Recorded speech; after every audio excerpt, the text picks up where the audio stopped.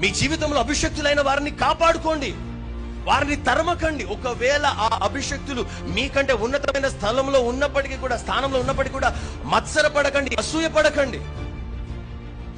ఏ వ్యక్తినైతే పక్కన పెట్టుకోవాలో ఆ వ్యక్తిని తరమడము ప్రారంభించాడు సౌలు.